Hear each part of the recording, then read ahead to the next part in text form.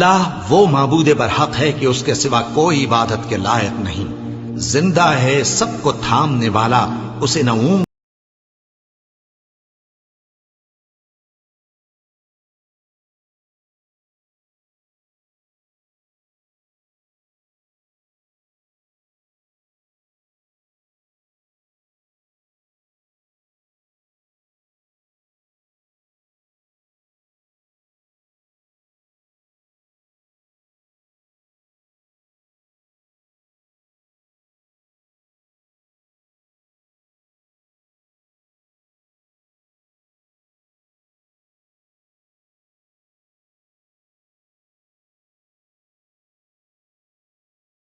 نہیں ہے۔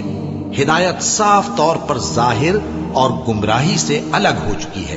تو جو شخص بتوں سے اعتقاد نہ رکھے اور اللہ پر ایمان لائے، اس نے ایسی مضبوط رسی ہاتھ میں پکڑ لی ہے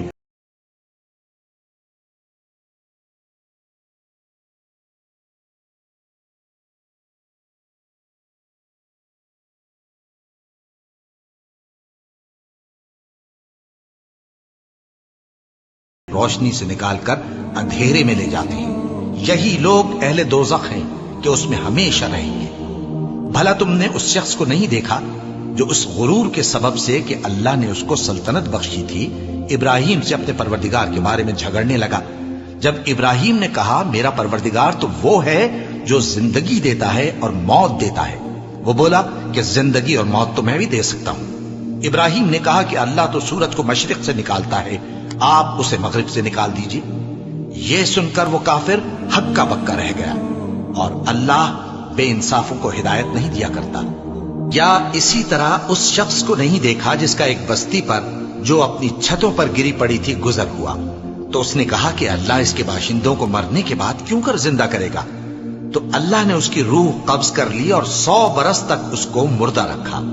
پھر اس کو جلا اٹھایا اور پوچھا تم کتنا عرصہ مرے پڑے رہے ہو؟ اس نے جواب دیا کہ 1 دن یا اس سے بھی کم۔ اللہ نے فرمایا نہیں بلکہ 100 برس مرے رہے ہو، اور اپنے کھانے پینے کی چیزوں کو دیکھو کہ اتنی مدت میں مطلق سڑی بسی نہیں، اور اپنے گدھے کو بھی دیکھو جو مرا پڑا ہے۔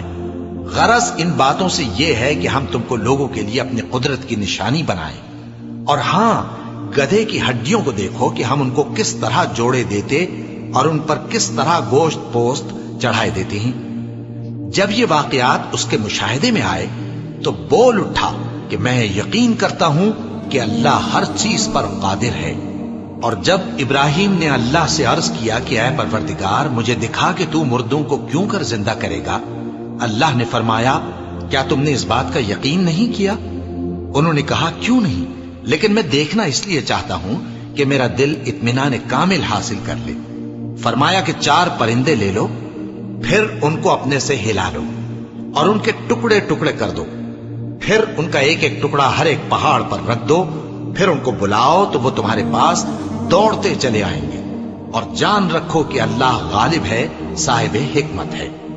جو لوگ اپنا مال اللہ کی راہ میں خرچ کرتے ہیں ان کے مال کی مثال اس دانے کی سی ہے جس سے 7 بالیں اگیں اور ہر ایک بال میں 100 دانے ہوں، اور اللہ جس کے اجر کو چاہتا ہے اور زیادہ کرتا ہے، اور اللہ کشائش والا ہے، سب کچھ جاننے والا ہے۔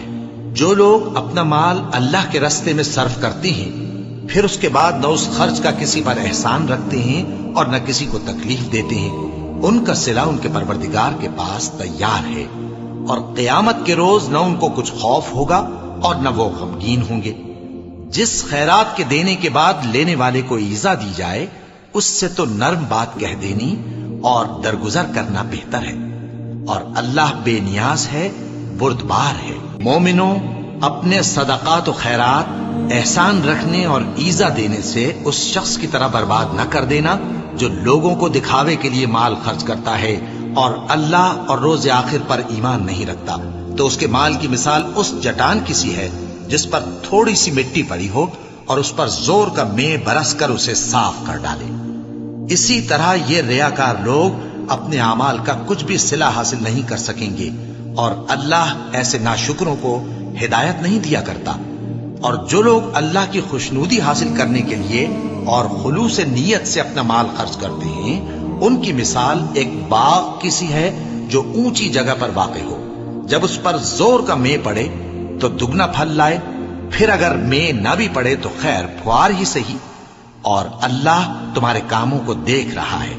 بھلا تم میں کوئی یہ چاہتا ہے کہ اس کا کھجوروں اور انگوروں کا باغ ہو جس میں نہریں بہ رہی ہوں اور اس میں اس کے لیے ہر قسم کے میوے موجود ہوں اور اسے بڑھاپا آ پکڑے اور اس کے ننھے ننھے بچے بھی ہوں، تو ناگہاں اس باغ پر آگ کا بھرا ہوا بگولا چلے، پس وہ جل جائے۔